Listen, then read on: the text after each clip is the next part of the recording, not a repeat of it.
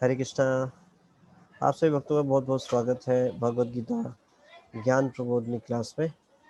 हम लोग इसके 5वें अध्याय से, जिसका नाम आत्मा का विज्ञान, से चर्चा कर रहे थे। हम इसकी विशेष सूची पढ़ चुके हैं और आत्मा का विज्ञान से संबंधित जो कि भगवत गीता के दूसरे अध्याय से 20वां श्लोक दिया था, वो भी हम चर्चा कर चुके हैं। और भगवत गीता का क ख ग इस पर चर्चा कर रहे थे। तो आगे की चर्चा बढ़ाने से पहले आप सभी भक्तों से रिक्वेस्ट है कि मंगलाचरण प्रार्थना निकाल लीजिएगा और सब एक साथ दोहराइएगा। ओम अज्ञानतिमिरान्धस्य ज्ञानाञ्जनशलाकया चक्षुर्मिलितं येन तस्मै श्रीगुरवे नमः। श्रीचैतन्यमनोभीष्टं स्थापितं येन भूतले स्वयं रूपः कदा मह्यं ददाति स्वपदान्तिकं। वन्देऽहं श्रीगुरुः श्रीयुतापदकमलं श्रीगुरून् वैष्णवांश्च श्रीरूपं साग्रजातं सहगण रघुनाथान्वितं तं सजीवं सावधूतं सावधूतं परिजनसहितं कृष्णचैतन्यदेवं श्रीराधाकृष्णपादान् सहगण ललिता श्रीविशाखान्वितांश्च। हे कृष्ण करुणा सिंधो दीनबंधो जगतपते गोपेश गोपिका कांत राधा कांत नमोस्तुते। तप्त कांचन गौरांगी राधे वृंदावनेश्वरी विश्वभानुसुते देवी प्रणमामि हरिप्रिये। वाञ्छाकल्पतरुभ्यश्च कृपा सिन्धुभ्यैव च पतितानां पावनेभ्यो वैष्णवेभ्यो नमो नमः। जय श्री कृष्ण चैतन्य प्रभु नित्यानंद श्री अद्वैत गदाधर शिवासादि गौर भक्तवृंद। हरे कृष्णा कृष्ण कृष्ण हरे हरे, हरे राम राम राम हरे हरे। मेरे गुरु श्रील भगवान जी की जय। हरे कृष्णा। तो भगवद गीता ज्ञान प्रबोधनी का अध्याय 5, आत्मा का विज्ञान। तो हमने भगवद गीता के दूसरे अध्याय का 20वां श्लोक पढ़ा था कि आत्मा ना तो जन्म लेता है, न मृत्यु को प्राप्त होता है, और ना तो उसने कभी जन्म लिया है, ना लेता है और ना कभी लेगा। जो आत्मा है वो अजन्मा, नित्य, शाश्वत तथा पुरातन है और शरीर के नष्ट होने पर, शरीर के मार जाने पर भी वह मारा नहीं जाता। तो हम चर्चा कर रहे थे भगवत गीता का खा गा। इसको पढ़ेंगे, आप सब ध्यान से सुनिएगा। एक शिष्य द्वारा गुरु के पास सबसे पहला और आधारभूत जो ज्ञान प्राप्त किया जाता है वह है, तुम शरीर नहीं हो बल्कि एक आत्मा हो। यह ज्ञान भगवत गीता का खा गा है। तो भगवत गीता का खा गा क्या है? आत्मा का ज्ञान होना। I am not this body, I am a soul. हम एक शरीर नहीं, आत्मा है। और अर्जुन द्वारा श्री कृष्ण के सामने आत्मसमर्पण के समय भगवान कृष्ण द्वारा अर्जुन को दिए गए प्राथमिक उपदेशों में से एक है। आइए इस अध्याय में हम शास्त्रों के इस मूल ज्ञान को जानें। चिकित्सक स्वच्छेद कर मृत शरीर का अध्ययन करते हैं। एक जीवित शरीर में पीड़ा, आनंद, सुख दुख इत्यादि जैसे संवेग तथा संवेदनाएं कैसे आती हैं? आत्मा एक स्फुलिंग है जिसकी उपस्थिति शरीर को जीवित बनाती है, और जब यह आत्मा शरीर को छोड़ती है तो हम कहते हैं कि व्यक्ति मृत है।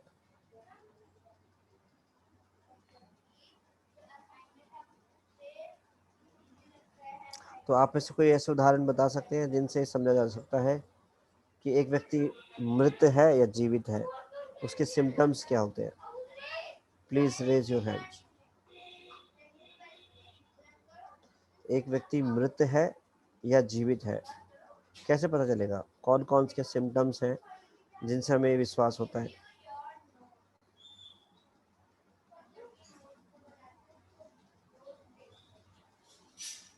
ओके, कलावती माता जी। हरे कृष्णा प्रभु जी, दंडवत प्रणाम। हरे कृष्णा माता जी, नाम। प्रभु जी, उसका मूवमेंट बंद हो जाता है, उसकी सांसें रुक जाती है, मैंने वो ब्रीदिंग नहीं लेता है। अच्छा, आप और जब उसकी कोई मूवमेंट पूरी बंद है। अच्छा, ठीक है, मूवमेंट बंद हो जाती है और वो सांस नहीं ले पाता, ठीक है। हरे और कृष्णा प्रभु जी, दंडवत प्रणाम। हरे कृष्णा नाम।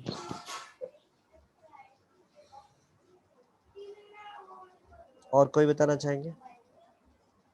बाकी भक्तों को नहीं पता एक मृत व्यक्ति में और जीवित व्यक्ति में क्या अंतर है? सोनल माता जी। हरे कृष्णा प्रभु जी, दंडवत प्रणाम। हरे कृष्णा माता जी, दंडवत प्रणाम। प्रभु जी, लिविंग के कैरेक्टरिस्टिक हैं जैसे फीलिंग, थिंकिंग और जैसे मूवमेंट बंद हो जाना, माता जी ने बताया। श्वास नहीं ले सकते तो हम फील भी नहीं कर सकते, सोच नहीं सकते, किसी भी तरह का कोई रिस्पॉन्स नहीं दे सकते मृत शरीर से। ओके, हरे कृष्णा प्रभु जी, हरे दंडवत प्रणाम। Krishna, thank you. बिट्टू प्रभु जी।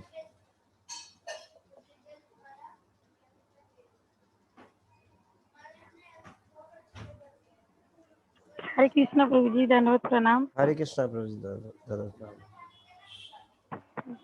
प्रभु जी, मैं छवि माता जी बोल रही हूँ। जी जी प्रभु जी। छवि माता जी बोल रही हूँ। अच्छा, छवि माता जी, सॉरी, इस ना आईडी से ज़्यादा बिट्टू प्रभु बोलते हैं, इसलिए मैंने बिट्टू प्रभु जी हाँ बोला। जी, हाँ जी। जी जी माता जी, सॉरी प्रभु बोलिए। जी। यस माता जी। प्रभु जी, मुझे तो ज़्यादा मतलब क्या कहते हैं, सारे माता जी ने बताया जो है, बाकी मैं ये जानते हैं पूरे शरीर, पूरे जो बॉडी ये है वो तो जड़ पदार्थ में मतलब जाता है, जड़ बन जाता है, बस, कोई चेतना ही नहीं होता है प्रभु जी। अच्छा, चेतना नहीं होता, आप ये कह रहे हैं, ओके, ठीक है, थैंक यू माता जी। तो एक हरे कृष्णा प्रभु जी, दंडवत प्रणाम। हरे कृष्णा नाम, थैंक यू आप सभी भक्तों के उत्तर के लिए। तो बिल्कुल आत्मा की उपस्थिति से ही व्यक्ति जीवित रहता है और उसके सिम्टम्स हैं कि उसकी मूवमेंट बंद हो जाती है, एक स्थान से दूसरे स्थान पे वो शरीर नहीं जा सकता खुद से, दूसरे व्यक्ति उसको ले जा सकते हैं लेकिन वो खुद से नहीं जा सकता। आप देखेंगे एक हाथी कितना कितना बलशाली होता है, कितना विशाल शरीर होता है, वो जो आत्मा की उपस्थिति है, इतने भारी भरकम शरीर को भी आसानी से वो उठा कर ले जा सकता है खुद से, लेकिन आत्मा निकल जाने के बाद ये संभव नहीं है। तो हमारा शरीर में जब तक आत्मा है, हम अपने शरीर को एक स्थान से दूसरे स्थान पे आसानी से मूव कर सकते हैं, लेकिन आत्मा की अनुपस्थिति में हम नहीं कर पाते। तो आत्मा शक्तिशाली है, आत्मा की अनुपस्थिति में वो अपने शरीर को नहीं उठा सकते। तो आत्मा के मतलब चेतना से पता चलता है कि एक व्यक्ति जो है जीवित है या मृत है, ठीक है। आगे पढ़ते हैं। वैदिक ज्ञान के अनुसार शरीर तो सदा मृत है। उदाहरण स्वरूप एक माइक्रोफोन धातु से बना होता है। जब माइक्रोफोन में से विद्युत ऊर्जा गुजरती है तो ध्वनि लाउड स्पीकर से प्रसारित होती है, परंतु जब उस मशीनी व्यवस्था में विद्युत नहीं होती तो कुछ भी नहीं होता। प्लीज म्यूट कर लीजिए।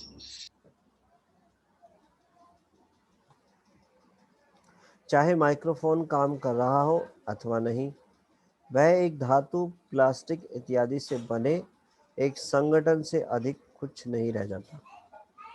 तो आप देखेंगे जैसे इलेक्ट्रॉनिक टेक्नोलॉजी, इतने सारे इक्विपमेंट्स हैं, इतनी सारी मशीन्स हैं, क्या बिना एनर्जी के, लाइट के वो चल सकती हैं? नहीं चल सकती। वो केवल प्लास्टिक और विशेष धातु से बने ही उपकरण हैं। जब तक उसमें ऊर्जा नहीं होगी, जब तक वो चलेंगी नहीं। इसी प्रकार से शरीर के पीछे जो चलाने वाली ऊर्जा है वो है आत्मा। इसी प्रकार मानव शरीर भीतरी जीवन शक्ति के कारण काम करता रहता है। जब तक जीवंत शक्ति शरीर छोड़ देती है, जब यह जीवंत शक्ति शरीर छोड़ देती है, तब कहा जाता है कि शरीर मर गया, परंतु वस्तुतः वह तो सदैव मृत है। जीवंत शक्ति ही महत्वपूर्ण तत्व है। इसकी उपस्थिति मात्र ही उसे जीवंत होने का आभास देती है, परंतु जीवित हो अथवा मृत, भौतिक शरीर मृत तत्वों के ढेर से अधिक कुछ नहीं है। तो इस बात को क्लियर बता रहे हैं यहाँ पर कि जो शरीर है, भौतिक शरीर, ये हमेशा ही मृत है। क्यों? क्योंकि ये भौतिक तत्वों से बना हुआ है। तो जो हमारा शरीर है, भौतिक देह, ये पंचभूत से बना है, पंच तत्वों से, और 3 सूक्ष्म तत्वों से। तो 2 प्रकार की बॉडी होती है, जो कि हम इस अध्याय में और चर्चा करेंगे विशाल डिटेल में। तो जो भौतिक पदार्थ है वो मृत के ढेरों के समान ही है, क्योंकि ये तत्व जो है ये आत्मा की उपस्थिति में, जब इस शरीर में आत्मा रहता है तो ये काम करते हैं, अदरवाइज नहीं। आत्मा की उपस्थिति में ही ये जो 6 अवस्थाएं जो हमने चर्चा करी थी इस श्लोक के तात्पर्य में, दूसरे अध्याय के 20वें श्लोक में, कि आत्मा जो शरीर है जन्म लेता है। ये कब संभव होता है? जब उस शरीर में आत्मा होता है। आत्मा की उपस्थिति में वो शरीर जो है विकास करता है, जन्म लेता है, विकास करता है, कुछ समय तक स्थिर रहता है, फिर उत्पन्न करता है, और फिर क्षीण हो जाता है, और फिर मृत्यु को प्राप्त होता है। फिर आत्मा इस शरीर को छोड़कर दूसरे शरीर में चली जाती है। तो लेकिन शरीर जो है ये भौतिक तत्वों से बना हुआ है, तो ये मृत के ढेरों के समान ही है, क्योंकि भौतिक तत्व खुद से काम नहीं कर सकते। वो चेतन जो आत्मा है उसकी उपस्थिति में ये शरीर काम कर पाता है। प्रत्यक्ष अनुभव, अनुमान, तर्क, अनुभूति, प्रेक्षण तथा धार्मिक निष्ठा सभी एकमत है। शरीर के अंतस्थ में एक प्रकार की आत्म चैतन्य शक्ति विद्यमान है। शरीर तो एक यंत्र है, सचेत शक्ति आत्मा उस यंत्र की उपभोक्ता है। मान लीजिए मैं एक स्थान से दूसरे स्थान पर जाने हेतु एक साइकिल का प्रयोग करता हूँ। यदि मेरी साइकिल नष्ट हो जाती है तो मुझे चलाने के लिए दूसरी साइकिल लेनी होगी, या मुझे पूर्ण रूप से उसका प्रयोग करना बंद करना होगा, परंतु साइकिल के अतिरिक्त मैं अस्तित्व में हूँ। इसी उदाहरण के सदृश यदि मेरा शरीर विनष्ट होता है तो मैं आत्मा इसके साथ विनष्ट नहीं होता। जिस प्रकार साइकिल के विनष्ट होने पर उसका चालक अस्तित्व में रहेगा, उसी प्रकार मैं भी विद्यमान रहूंगा। इस एक साइकिल टूट फूट सकती है, लेकिन मैं नई बाइसिकल ले सकता हूँ। एक शरीर बाल्यावस्था से युवावस्था, युवा अवस्था से वृद्धावस्था और में देहांतर करता है और एक दिन मर जाता है, परंतु मैं दूसरा शरीर पा सकता हूँ। यदि किसी को की इच्छा स्कूटर चलाने की है तो वह बाइसिकल से स्कूटर पर आ सकता है। यदि कोई ज़्यादा कीमत चुका सकता है और स्वयं को पीछा करने वाले कुत्तों से बचाने हेतु कार चलाना चाहता है तो वह स्कूटर छोड़ सकता है और एक कार खरीद सकता है, इत्यादि। वाहन बदल सकते हैं किंतु चालक नहीं, चालक वही है। इसी प्रकार आत्मा अपनी अपूर्ण इच्छाओं की पूर्ति के लिए मृत्यु होने पर अपना भौतिक शरीर छोड़ता है और एक नए शरीर को प्राप्त करता है, चाहे फिर वह मानव अथवा पशु या देवता का शरीर हो। उसके कर्मों व इच्छाओं पर निर्भर होता है। तो हमें जो शरीर प्राप्त होता है हमारी इच्छाओं के अनुरूप ही प्राप्त होता है। जैसे इसमें उदाहरण देके बताया कि अगर कोई साइकिल पे चल रहा है तो वो स्कूटर खरीद सकता है, और जो स्कूटर चला रहा है वो अगर कार खरीद सकता है, उसके पास कैपेसिटी है, तो वो उसको खरीद के कार को चला सकता है, लेकिन चालक वही रहता है। इसी प्रकार से हम जो जीवात्माएं हैं वो अनेक जन्मों से तरह तरह के शरीर बदल रहे हैं, अपनी इच्छाओं के अनुसार नया शरीर प्राप्त करते हैं और फिर नई इच्छाएं होती हैं उनके अनुसार और शरीर प्राप्त करते हैं। तो ये 84 लाख योनियां जीवात्माओं की इच्छा पूर्ति के लिए ही बनाई है। जैसी इच्छा करेंगे वैसा उसको शरीर मिल जाएगा। तो हमें जो शरीर मिलता है वो एक तरीके से टेलर मेड जो कपड़े होते हैं ना, हम टेलर पे जाते हैं और अपने साइज के अनुसार, अपनी इच्छा के अनुसार कपड़े सिलवाते हैं, वो कपड़े हमें मिल जाते हैं, हम उसको पहन लेते हैं। ऐसे ही हम जैसी जैसी इच्छाएं करते हैं वैसा हमारा शरीर तैयार होता है। हमें अगले जन्म में वैसा ही शरीर प्राप्त होगा।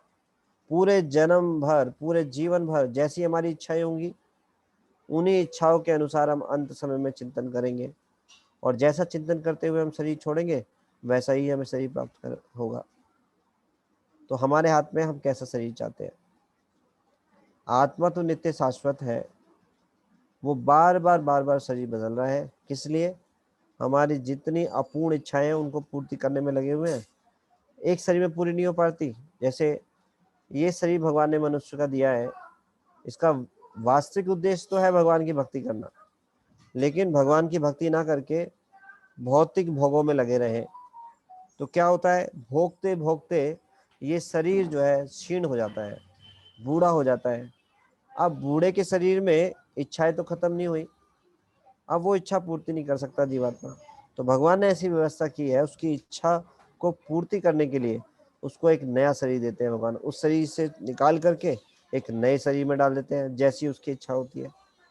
मान लो किसी की इच्छा है, मनुष्य शरीर मांस खाने के लिए नहीं मिला, लेकिन कोई मनुष्य शरीर में रहकर मांसाहार करता है तो उसको पशुओं का शरीर दे दिया जाता है। इस प्रकार से अलग अलग इच्छाओं के अनुसार अलग अलग शरीर है। मनुष्य का शरीर इन सांसारिक भोगों के लिए नहीं मिला, मनुष्य का शरीर मिला है भगवान की भक्ति करने के लिए। तो ये एक अपॉर्चुनिटी दी जाती है मनुष्य शरीर में कि हम जो बार बार शरीर बदल रहे हैं इस प्रक्रिया को रोक दे। अगर कोई नहीं समझता वास्तविक उद्देश्य जीवन का क्या है, मनुष्य होने का, तो वो फिर दोबारा दूसरे शरीर में डाल दिया जाता है। लेकिन जो समझ जाता है, जान लेता है और उस लक्ष्य की प्राप्ति के लिए, जो कि क्या है, भगवान को संतुष्ट करना, भगवान की भक्ति करना, और जीवन भर प्रयास करता है, तो भगवान उसको वैसी ही गति देते हैं।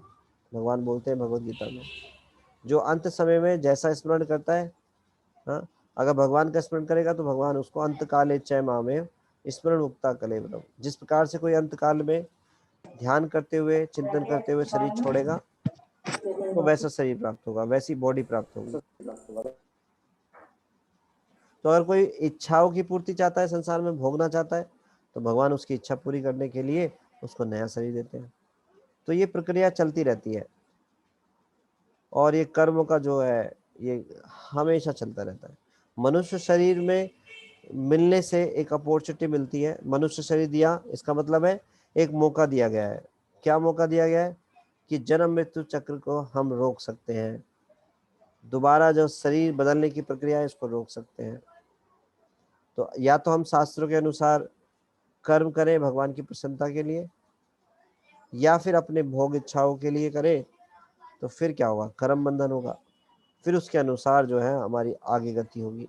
लेकिन अगर मनुष्य शरीर छूट गया और किसी निम्न योनि में चले गए, तो फिर 84 लाख योनियों में घूमने के बाद ही मनुष्य शरीर मिलेगा। कुछ विशेष कृपा हो जाए तो दोबारा मिल सकता है, नहीं तो 84 लाख योनियां में घूम करके तब ये मौका मिलता है मनुष्य शरीर का। बड़ी ही रेयर अपॉर्चुनिटी है। तो मनुष्य का शरीर जो है ये भगवान की बहुत बड़ी कृपा है।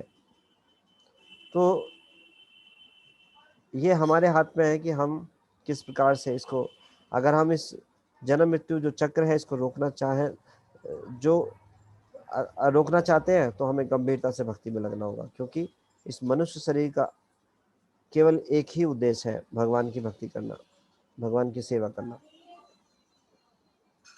तो इसमें ये बता रहे हैं कि एक नए शरीर को प्राप्त करना चाहे फिर वह मानव अथवा पशु देवता का शरीर भी हो, उसके कर्मों व इच्छाओं पर निर्भर करता है। तो उसको उसके इच्छा अनुसार जो है शरीर मिलता रहता है।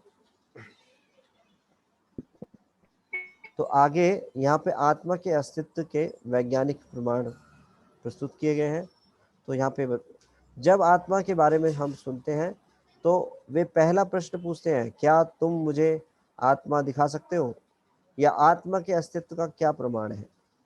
किसी भी ज्ञान की अभिज्ञता के लिए हमें एक समुचित यंत्र की आवश्यकता होती है। उदाहरण के लिए, कान किसी चित्र को नहीं देख सकता, ना ही आंखें संगीत की ध्वनि को सुन सकती हैं। आत्मा तत्व से नहीं बनी है, यह तत्व से परे है। क्या आत्मा को देख पाना संभव है? तो यहाँ पे समझाया जा रहा है, जैसे आप देखें, हर एक वस्तु को देखने के लिए एक विशेष प्रकार का यंत्र होता है।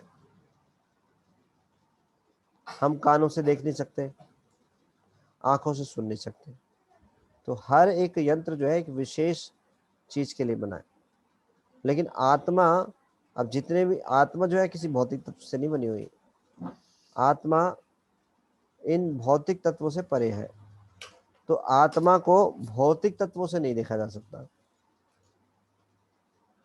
एक भौतिक विज्ञानी या एक इलेक्ट्रॉनिक इंजीनियर अपने उंगली या हाथ से एक इलेक्ट्रॉन को पकड़ नहीं सकता, ना ही वह इसे अपनी आंखों से देख सकता है, परंतु वह CRT पर इलेक्ट्रॉन से आ रहा प्रकाश प्रतिबिंब देख सकता है। तो हमारी जो इंद्रियां हैं उनमें इतनी क्षमता नहीं है जो सूक्ष्म तत्वों को देख सके। तो आत्मा बहुत ही शटल है, तो आत्मा को हम ऐसे नहीं देख सकते। जब वैज्ञानिक खुद से इलेक्ट्रॉन को नहीं देख सकते, पकड़ नहीं सकते अपनी आंखों से, लेकिन यंत्र के द्वारा देख पाते हैं। तो यंत्र के द्वारा जब देखते हैं तो उनको ये प्रमाण मिलता है कि हाँ ये है। तो इलेक्ट्रॉन के अस्तित्व का यह प्रमाण है। आप एक्सरे की किरणों को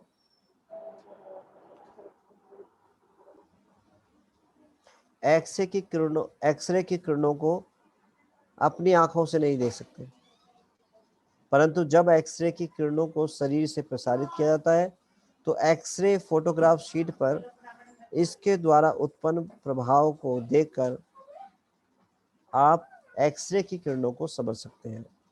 इसे अनुमानित तर्क कहा जाता है। इसी तर्क का प्रयोग करते हुए एक जीवित शरीर में आत्मा की उपस्थिति को आसानी से प्रमाणित किया जा सकता है। आत्मा की उपस्थिति को अनुभव के आधार पर और अच्छी तरह से निम्नलिखित मुद्दों की सहायता से जाना जा सकता है। तो कैसे समझा जा सकता है आत्मा को? एक पहला, साधारण बुद्धि, जनरल अंडरस्टैंडिंग है। तो यहाँ पर प्रोफेसर जोकहाइम और प्रभुपाद जी के बीच में संवाद है।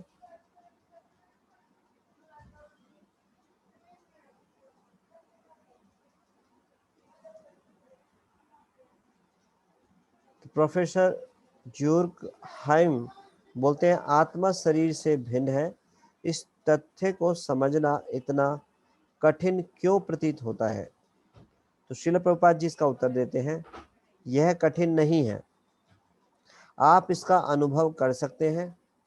केवल मूर्खतावश लोग कुछ और सोचते हैं, परंतु हर आदमी वस्तुतः यह जानता है, मैं यह शरीर नहीं हूँ। इसका अनुभव करना बहुत आसान है। मेरा अस्तित्व है। मैं समझता हूँ कि मैं अपने शिशु शरीर में रह चुका हूँ, मैं बालक शरीर में भी था और एक लड़के के शरीर में भी था।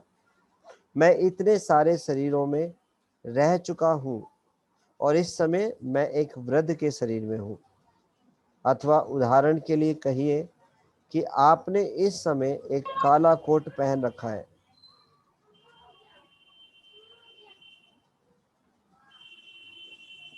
अगले क्षण आप सफेद कोट पहन सकते हैं, परंतु आप ना तो काला कोट है ना ही सफेद कोट। आपने मात्र कोटों को बदल लिया है। यदि मैं आपको श्रीमान काला कोट कह पुकारूं तो यह मेरी मूर्खता होगी। इसी प्रकार अपने जीवन काल में मैंने शरीरों को अनेकों बार बदला है, परंतु मैं इनमें से कोई भी शरीर नहीं हूँ। यही सच्चा ज्ञान है। मनुष्य के मृत्यु के बाद वह चला गया। इस तरह साधारणतः हम बोलते हैं, शरीर तो यहीं उपस्थित है, फिर कौन चला गया? आत्मा तो जीवन शक्ति का स्रोत है, वह शरीर का त्याग कर देता है, इसलिए शरीर को मृत कहा जाता है। तो जनरल अंडरस्टैंडिंग है, ये हम आसानी से समझ सकते हैं कि जब हम छोटे थे तो हमारा एक शरीर था, एक विशेष शरीर था। तब भी यही बोलते थे हम, ये मेरा कान है, मेरी आँख है, मेरा नाक है, मेरा मुंह है, मेरे हाथ है, मेरे पैर हैं।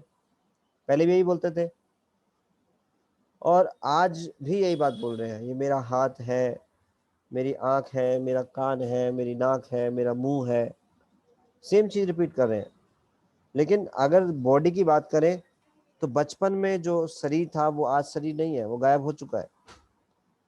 बचपन के बाद युवावस्था में, बाल्यावस्था में, युवावस्था, ये सारे शरीर गायब हो चुके हैं और जब बूढ़े हो जाते हैं तो शरीर बिल्कुल ही बदल जाता है। तो हमारे जो बॉडी के जो अंग है, जो शरीर है, वास्तव में इसी बॉडी में रहते हुए भी हम कितने सारे शरीरों को बदल चुके हैं। लेकिन हम क्या बोल रहे हैं, ये मेरा हाथ है, मेरी आँख है, मेरा कान है, मेरी नाक है, मेरा मुंह है। तो इससे इस्टेब्लिश होता है कि हम इस शरीर से भिन्न हैं। अगर हम शरीर ही होते तो फिर ये शरीर तो बदल चुका है, बचपन में जो शरीर था वो आज शरीर तो है नहीं। इसका मतलब ये स्पष्ट है कि हम इस आत्मा जो है इस शरीर से अलग है। तो हम कौन है, ये शरीर नहीं, आत्मा है। तो इस उदाहरण को समझा सकते हैं कोई आप में से? Please raise your hand.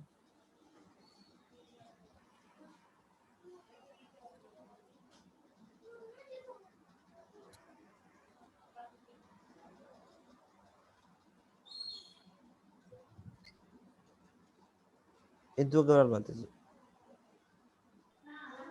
हरे कृष्णा प्रभु जी, धन्यवाद, प्रणाम। हरे कृष्णा माता जी, प्रणाम।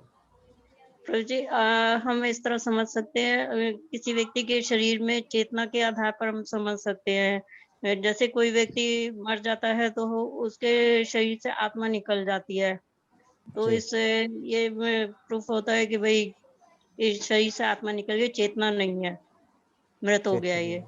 ठीक है, बिल्कुल सही। ठीक है, और बच्चे वाला एग्जाम्पल कैसे समझेंगे जो भी प्रभुपाद जी ने बताया कि बचपन में हमारा एक शरीर था, अभी एक शरीर है, शरीर बदल गया है, इसको थोड़ा एक्सप्लेन करोगे आप? ये नहीं समझ आया मेरे को। अच्छा, ओके। अनिल प्रभु जी। हरे कृष्णा प्रभु जी, प्रणाम। हरे कृष्णा प्रभु जी। यस प्रभु जी। जी प्रभु जी, जैसे अगर हम अपनी फोटो देखें पुरानी सब बचपन से अब तक की, तो जी। उसमें कोई भी हम आइडेंटिफाई नहीं कर पाएंगे कि ये एक ही है या कोई और है, क्योंकि बचपन में हम अलग साइज के थे, अलग दिखते थे। उसके बाद हम थोड़ा और अलग साइज में बदले, अलग दिखे। तो हर एक अवस्था में जाके हमारी बॉडी बदलती गई, उसका साइज भी बदलता गया, मगर जो मेन चीज थी, जो आत्मा थी, वो सेम रही सब में। हरे कृष्णा प्रभु जी, प्रणाम। हरे कृष्णा प्रणाम। थैंक यू प्रभु जी। नेहा सिंह माता जी। हरे कृष्णा प्रभु जी, धन्यवाद, हरे प्रणाम। कृष्णा प्रणाम माता जी। प्रभु जी, मैं बचपन वो बताना चाह रही थी, बचपन में जैसे बाल्यावस्था में बता रहे थे आप कि शुरू में बालक अवस्था में रहते हैं प्रभु जी, फिर युवा अवस्था हो जाती है, फिर और एज बढ़ती है, फिर बुढ़ापा आता है। तो प्रभु जी वही जैसे प्रभु जी ने बताया, आत्मा तो सेम रहती है, बट हमारे जो शरीर है वो कई प्रकार से होने लगता है, या बुढ़ापा आ जाता है, बाल सफेद होने लगते हैं, तो वो चीज मतलब जर्जर होने लगती है। शरीर वही, आत्मा वही रहती है प्रभु जी। जी। प्रभु जी, दूसरा क्वेश्चन कुछ यही था प्रभु जी, क्वेश्चन शायद आपका? हाँ, यही प्रश्न था जो अभी प्रभुपाद जी बोल रहे थे कि हमारे जो इसी शरीर में रहते हुए भी हम कितने सारे शरीरों बदल चुके हैं। जैसे बचपन में एक शरीर हुआ करता था, बाल्यावस्था में एक शरीर था, युवावस्था में एक शरीर था। तो ये सारे शरीर हमारे छूट चुके हैं, बदल चुके हैं। तो यहाँ पे ये प्रूफ होता है कि हम इस शरीर में रहकर ही हम कितने सारे शरीर को बदल चुके हैं। इसी प्रकार से आत्मा जब ये शरीर छोड़ती है तो नया शरीर धारण करती है। तो आत्मा जो है वो नित्य शाश्वत है, वो शरीर बदल रही है, लेकिन आत्मा नहीं बदल रहा है। आत्मा इंडिविजुअल वही है, लेकिन शरीर बदल रहे हैं अलग अलग, है ना। जैसे अनिल प्रभु जी ने बताया, बचपन में हम अपनी फ़ोटो देखते हैं तो हमें पहचानना मुश्किल हो जाता है। जब हमारे माँ बाप बताते हैं कि ये आप हो, तब हम उसको आइडेंटिफाई कर पाते हैं, अच्छा ये था मैं। तो हम खुद ही नहीं पहचान पा रहे, तो हम हैं तो वही, लेकिन हम खुद ही नहीं पहचान पा रहे। क्यों? क्योंकि वो शरीर अलग था, आज वो शरीर अलग है, शरीर बड़ा हो गया है, रूप रंग बदल गया है, तो हम उसे ही नहीं पहचान पा रहे। लेकिन व्यक्ति वही है, आत्मा वही है जो उस शरीर में था उस समय, पर आज भी उसी शरीर में है। तो ऐसे आत्मा ने वो शरीर को बदल लिया है, आत्मा वही है लेकिन शरीर बदल गया है। ऐसे ही इस शरीर की जब छीड़ हो जाता है, मृत्यु हो जाती है, तो फिर आत्मा दूसरा शरीर धारण कर लेती है, इस प्रकार से। ठीक है, थैंक यू। तो ऐसा बताते हैं कि 10 साल में हमारी बॉडी के जो इवन हम हर 10 साल में एक अलग ही व्यक्तित्व होते हैं। हमारे बॉडी के जो सारे सेल्स हैं, वो सब बदल जाते हैं 10 साल के अंदर। तो हम 10 साल बाद एक अलग डिफरेंट शरीर में होते हैं एक तरीके से। तो पूरे जीवन काल में ये शरीर जो है, कितनी बार शरीर बदलता है हमें पता ही नहीं चलता। तो शरीर आत्मा की उपस्थिति से ऐसा होता है, परिवर्तन होता है। आत्मा जैसी छोड़ देती है तो सब इसको उठाकर जला ही देते हैं डायरेक्टली।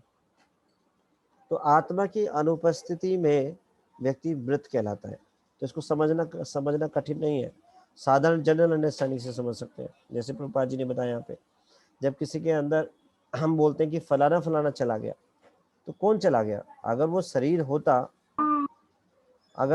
ही होता तो शरीर तो सामने है, तो इसके अंदर से क्या चला गया? इसके अंदर से मतलब फिर कौन चला गया? चला आत्मा गया। आत्मा चले जाने के बाद ही हम मृत बोलते हैं।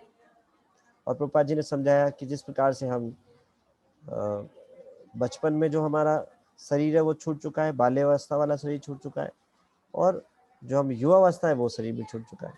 तो जब वृद्ध अवस्था में आते हैं तो सारे शरीर छूट चुके हैं। तो इसका मतलब इस शरीर में रहते हुए ही हम शरीर को छोड़ रहे हैं, बदल रहे हैं। तो ऐसे ही आत्मा ये शरीर छोड़ने के बाद भी वो शाश्वत रहता है, वो शरीर बदल लेता है अपने कर्म फलों के अनुसार। तो पहला था साधारण बुद्धि, दूसरा है इसमें सहज ज्ञान। प्रोफेसर ड्यूरकहाइम बोलते हैं, इस बात पर विचार करें, आपका कोई शिष्य कह सकता है मैं आत्मा हूँ, परंतु हो सकता है वह ऐसा अनुभव ना कर सके। तो कहने का मतलब है, हाँ कोई व्यक्ति ऐसा बोल सकता है कि मैं आत्मा हूँ, लेकिन उसको रियलाइज नहीं कर रहा, केवल इसलिए बोल रहा है कि जस्ट उसने सुना है, लेकिन रियलाइज नहीं कर रहा। तो श्रील प्रभुपाद जी बोलते हैं, वह अनुभव कैसे नहीं कर सकता? वह जानता है कि वह सक्रिय तत्व है। अंततः प्रत्येक व्यक्ति जानता है कि वह शरीर नहीं है। तो इस प्रभुपाद जी इस बात को काट रहे हैं, वो बोल रहे हैं कि ऐसा कैसे हो सकता है?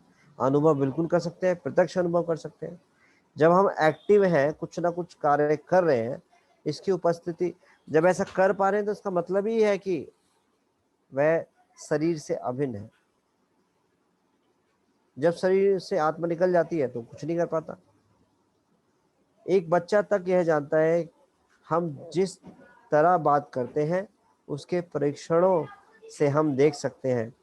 हम कहते हैं यह मेरी उंगली है, हम कभी नहीं कहते मैं उंगली। तो वह मैं क्या है? यही तो आत्म साक्षात्कार है, मैं यह शरीर नहीं हूँ। तो प्रभुपाद जी इसको बात को समझा रहे हैं, इसको बड़ी आसानी से समझा जा सकता है। कैसे? हम कभी नहीं कहते, अगर ये हम शरीर ही है तो हमें ये बोलना चाहिए ना, ये मैं हूँ, ये हाथ मैं हूँ, इस प्रकार से। लेकिन हम बोलते हैं यह मेरी उंगली है, मेरा हाथ है, मेरा पैर है, मेरी आंख है, मेरा कान है, मेरी नाक है। तो इसका मतलब वो मैं कौन है जो बोल रहा है? जो इस शरीर का स्वामी है। इस शरीर का स्वामी कौन? आत्मा। आत्मा ने इस शरीर को धारण किया हुआ। तो आत्मा बोल रही है कि मैं उंगली हूँ, मैं हाथ हूँ, मैं आंख हूँ, मैं कान हूँ। तो जैसे मान लो, एग्जाम्पल के साथ समझते हैं, जैसे ये चश्मा है, चश्मा क्या खुद से देख सकता है? नहीं देख सकता। जब चश्मे को हम लगाते हैं तो चश्मे के पीछे जिसने चश्मा लगाया है वो इसको देखता है, तो ऐसे ही शरीर है, शरीर के अंदर जो आत्मा है उसकी उपस्थिति से ये फंक्शन कर पा रहा है। चश्मा अपने आप में कुछ नहीं है, तो आत्मा ने शरीर को धारण किया है। आत्मा, इस शरीर के जो विशेष कार्य हैं वो आत्मा की उपस्थिति के कारण हो पाते हैं। या एक माइक्रोफोन है, जैसे भी एग्जाम्पल बताया, माइक्रोफोन है लेकिन उसमें कोई कुछ बोल ही नहीं रहा, क्या वो काम करेगा? नहीं करेगा। जब कीर्तन हो रहा है तो कीर्तन की आवाज उसमें जाएगी और वो गूंजती है, फैल जाती है। लेकिन अगर कीर्तन उसके पीछे अगर कुछ बजे ही नहीं, कोई बोले ही नहीं, तो क्या वो फंक्शन, वो काम करेगा? नहीं करेगा, आवाज जाएगी नहीं। तो हमें यह ज्ञान होता है कि हम इस शरीर, मन व अहंकार से भिन्न है। मेरा हाथ, मेरा मस्तक, मेरा बैग, इनमें से मैं अपने हाथ, बैग, मस्तक के बारे में अपने मालिक को सूचित करता हूँ। आंख, कान और दिमाग ये केवल शरीर के अंग हैं जो देखने, सुनने और विचार करने का काम करते हैं, किंतु ये अंग अपने आप स्वतंत्रता पूर्वक कार्य करने में असमर्थ है, क्योंकि मृत शरीर में भी कान, आंख आदि अवयव होते हैं। आत्मा रूपी चालक इस शरीर का त्याग करने के कारण इन अंगों का कार्य बंद हो जाता है। तो ये यहाँ पे ये बात क्लियर हुई कि आत्मा की उपस्थिति के कारण ही हम आंखों से देख पाते हैं, कानों से सुन पाते हैं, नाक से सूंघ पाते हैं, जीवा से टेस्ट कर पाते हैं और अपने हाथ पांव से काम कर पाते हैं। कब तक? जब तक इस शरीर में आत्मा है। जब आत्मा इस शरीर से चली जाएगी तो सारे अंग अपने आप कार्य करना बंद कर देंगे। जैसे कोई एक फ्रिज है, फ्रिज का एनर्जी का जो लाइट का बटन बस स्विच ऑफ कर दो तो काम करना बंद कर देता है। ऐसे ही हमारे शरीर के पीछे जो मुख्य वो है आत्मा। आत्मा की उपस्थिति से ही कार्य हो पा रहा है इस शरीर के द्वारा भी।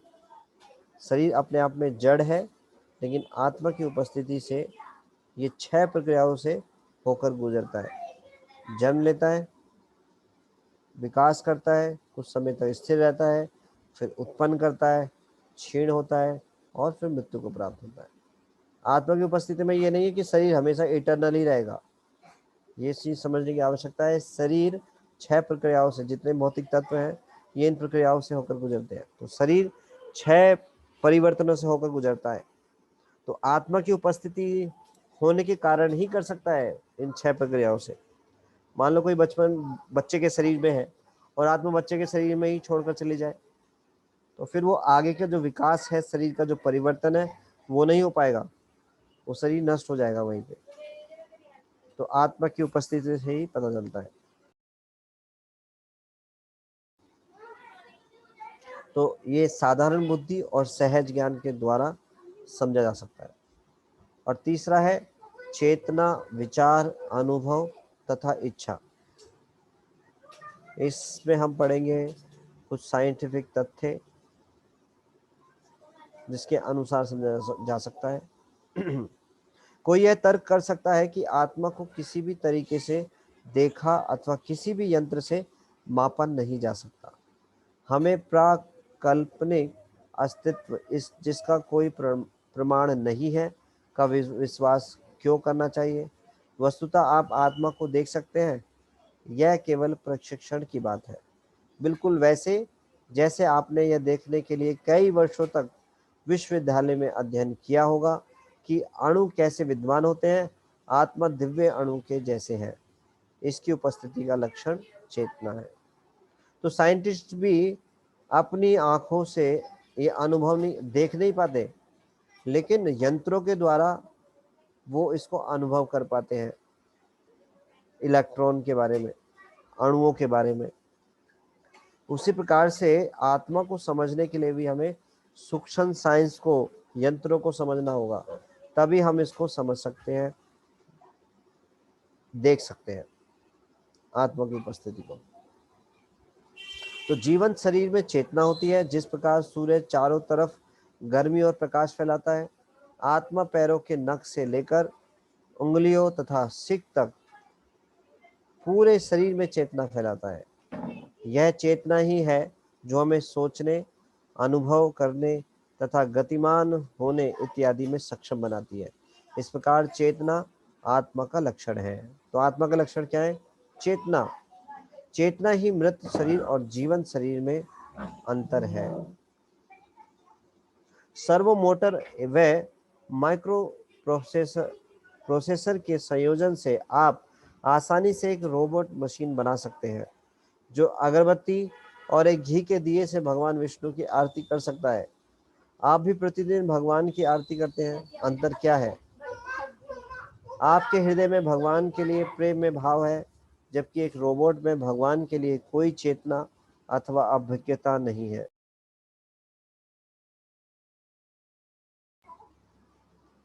अभिज्ञता नहीं है। जब आप मधुर संगीत को प्रसारित करने वाले एक टेप रिकॉर्डर की प्रशंसा करते हैं, वह किसी संवेग का अनुभव नहीं करता, परंतु जब आप मधुर गाना गाने वाले अपने एक मित्र की प्रशंसा करते हैं तो आप उसके मुख पर मुस्कान पाएंगे। यह चेतना है, किसी के अस्तित्व के अभिज्ञ होने की, विचार करने की, अनुभव करने तथा इच्छा करने की क्षमता। जैसा कि थॉमस हक्सले ने सही कहा है, मुझे यह बहुत स्पष्ट दिखाई देता है कि विश्व में एक तीसरी चीज है, अर्थात चैतन्य, जिसे ना तो भौतिक तत्व अथवा शक्ति अथवा इनमें से किसी का भी विचार योग्य संशोधित रूप मान सकूं। तो ठीक है, इसके बारे में हम कल चर्चा करेंगे। आज यहीं पे विराम देते हैं। आगे की चर्चा हम यहाँ से कल करेंगे। श्रीमद् भगवद गीता हरे की कृष्णा प्रभु जय। जी। जगतगुरु हरे श्री कृष्णा प्रभुपाद प्रभु जी। यस माता जी। जय। प्रभु जी, यहाँ जो लाइन दिया आत्मा एक स्फुल्लिंग है, उसका मीनिंग क्या? ऊपर जो दिया था पहले। स्फुलिंग मतलब जैसे सच्चिदानंद जो तत्व है ना, मतलब एक इस लाइक है, यहाँ पे एक वस्तु ना बोल करके, क्योंकि आत्मा प्रभु जी चिंगारी बोल सकते हैं। चिंगारी तो हाँ, चिंगारी बोल सकते हैं, लेकिन कहने का मतलब ये है, स्फुलिंग का मतलब एक व्यक्ति विशेष को यहाँ पे इंडिकेट किया जा रहा है। जैसे कि अभी किसी वस्तु का नाम लिया जाता है ना, तो एक वस्तु का आप नाम लेके संबोधित करते हो। जैसे एक पर्टिकुलर, जैसे इलेक्ट्रॉनिक्स हो गया है ना, और एक पर्टिकुलर किसी चीज का नाम लेके बोल रहे हो। तो आत्मा एक तत्व है। क्या तत्व है? वो आध्यात्मिक तत्व है, आध्यात्मिक स्फुलिंग है। मतलब एक शक्ति बोल सकते हैं, अगर इसको कई टर्म्स में बोला जा सकता है। जैसे चिंगारी बोला माता जी ने, वो भी बोला जा सकता है, या स्फुलिंग एनर्जी बोल सकते हैं, शक्ति बोल सकते हैं। लेकिन वास्तव में क्या है? आत्मा भगवान का अंश है जो सच्चिदानंद है। और अगर शक्ति बोलते हैं, ज्योति बोलते हैं या कुछ ऐसा, तो गलत कंटेक्स्ट में समझा जाता है कि आत्मा का कोई स्वरूप नहीं है, वो एक तरीके से ज्योति है। और स्फुलिंग एक मतलब हिंदी वर्ड में ऐसा बोल देते हैं, लेकिन वास्तव में तो इसको बोला जाएगा आत्मा भगवान का अंश है। और कैसा अंश है? सच्चिदानंद है। तो उस कंटेस्ट में यहाँ पे स्फुलिंग बोला गया उसको। ठीक है माता जी। जी प्रभु जी, थैंक यू प्रभु जी। हरे ठीक कृष्णा है। प्रभु जी, दंडवत प्रणाम। Hare Krishna. Thank you so much. तो यहाँ पर हम विराम देते हैं और कल इसको चर्चा को आगे बढ़ाएंगे। धन्यवाद। हरे कृष्णा प्रभु जी, दंडवत प्रणाम। हरे कृष्णा प्रभु जी, दंडवत प्रणाम।